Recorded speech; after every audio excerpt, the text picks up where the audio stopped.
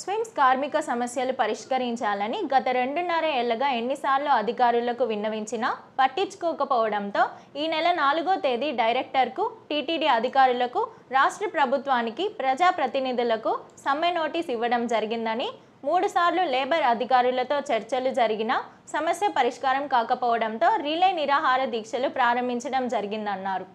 తిరుపతి నగరంలోని స్విమ్స్ హాస్పిటల్ వద్ద రిలే నిరాహార దీక్షలో నేడు స్విమ్స్ లో పనిచేస్తున్న మహిళలు దీక్షలో కూర్చున్న వారికి పూలమాలలు వేసి దీక్షను సిఐటి నాయకులు ప్రారంభించారు.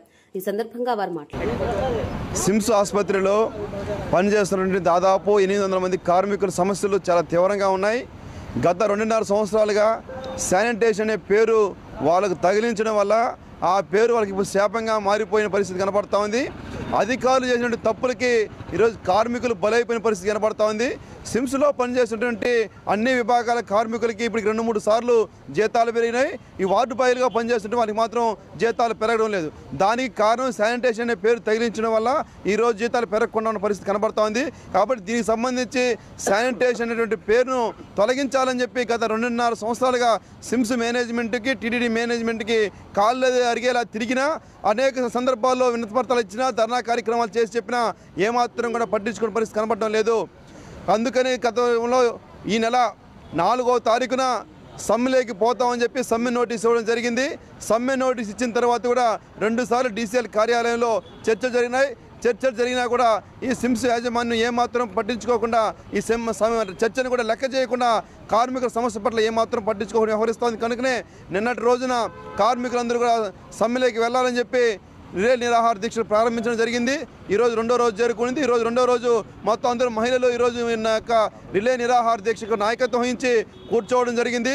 రేపు మళ్ళీ ఇంకొక బ్యాచ్ కూర్చోవడం జరుగుతుంది. ఇట్లా నిన్న రిలే నిరాహార దీక్షలు కందారపు మురళి గారు, సిఐటి జిల్లా ప్రధాన కార్యదర్శి, ఆయన ప్రారంభం చేశారు. ఈరోజు మహిళలు నాయకత్వం వహిస్తున్నటువంటి దీక్షలకి సీనియర్ జర్నలిస్టు రాఘవ్ శర్మ గారు పూలమాలలు వేసి ఈరోజు యొక్క నిరసన దీక్షను ప్రారంభించడం జరిగింది. రేపటి రోజున రిటైర్డ్ జిల్లా జడ్జి గుర్రప్ప గారు ఈ దీక్షను ప్రారంభించబోతున్నారు. ఎప్పటికైనా స్విమ్స్ యాజమాన్యం ఈ సమస్య జటిలం కాకుండా సమస్య పట్ల సానుకూలంగా వ్యవహరించాలి. కార్మికులు ఏవైతే 9 డిమాండ్లు పెట్టారో ఆ 9 డిమాండ్ కూడా బేషరతుగా అంగీకరించారు. గతంలో 1 సంవత్సరం ముందు అంగీకరించి రాతపూర్వకంగా కాగితం కూడా రాసి ఇచ్చారు, మేము అమలు చేస్తామని చెప్పి. ఆ రాతపూర్వకంగా రాసి ఇచ్చినటువంటి హామీని అమలు చేయమని చెప్పి కోరుతున్నాం. ఎప్పటికైనా యాజమాన్యం మొండిగా పోకుండా, సమ్మెలోకి పోకుండా ముందే ఈ యొక్క సమస్య పరిష్కారం చేసుకోవాలని చెప్పి తెలియజేస్తాను.